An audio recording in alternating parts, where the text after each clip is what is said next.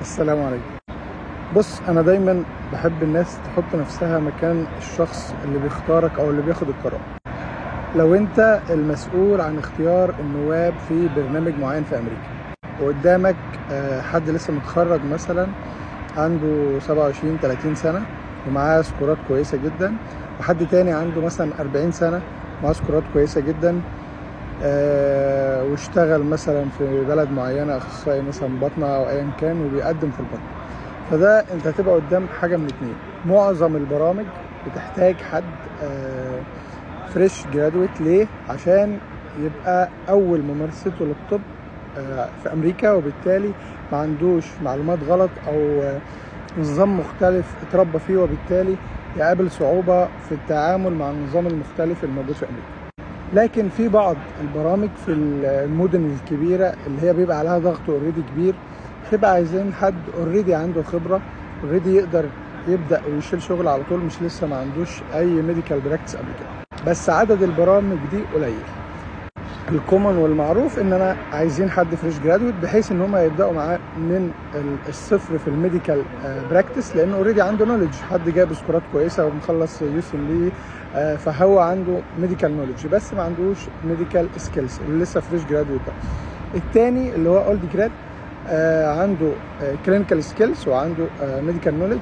وبالتالي في بعض البرامج زي ما احنا قلنا في اماكن معينه اللي بيبقى عندها ضغط شغل ومحتاجين على طول حد يبدا على طول، مش محتاجين حد يفضل فتره طويله على ما يبدا يعرف يتعامل مع المرضى ازاي، يعرف يبراكتس، يعرف يجزامن العيان، يعرف يعمل ديفرنشال دايجنوزس. لانه الواقع بيقول ان الميديكال براكتس بيساعدوا الميديكال نولج، يعني المعلومات الطبيه هتفيدك جدا في البراكتس، لكنها مش كفايه ابدا.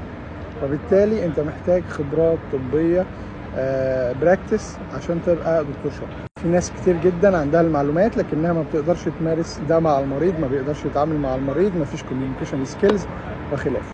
طيب ملخصا كده اجابه السؤال، انت حاله مستقله بنفسك، يعني الموضوع مش عام جنرال في كل الحالات. طبعا يفضل انك تكون فريش جرادويت، بس دي حاجه ما فيهاش موديفيكيشن. يعني انت لو اوريدي اولد جراد بقالك 10 سنين 15 سنه متخرج، استشاري او اخصائي في مكان معين، ما تقدرش تغير حاجه في ده، وبالتالي بتشتغل على الوضع اللي انت فيه. فالوضع مختلف من الشخص للتاني. هل في حد اولد جراد 40 سنه 45 سنه 50 سنه عمل ماتش؟ ايوه فيه، وكتير جدا.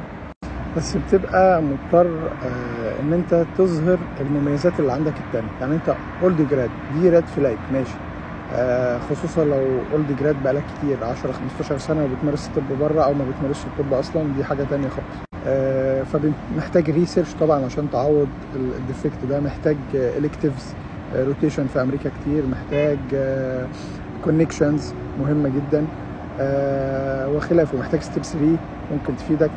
فعلى حسب وضعك كل حاله مختلفه عن التانية تماما، وهي دي الفرايتي وهي دي الخبره في الطريق ده. الطريق ده مش 1 زائد 1 يساوي 2، كل واحد ليه قصه مختلفه تماما. ولو جبت 10 اوريدي ماتشد في امريكا وسالت كل واحد فيهم عن قصته، مش هتلاقي فيهم 2 زي بعض ابدا. وبالتالي اختار قصتك، اشتغل على نفسك، على المتاح قدامك، وان شاء الله ربنا يوفقك. السلام عليكم.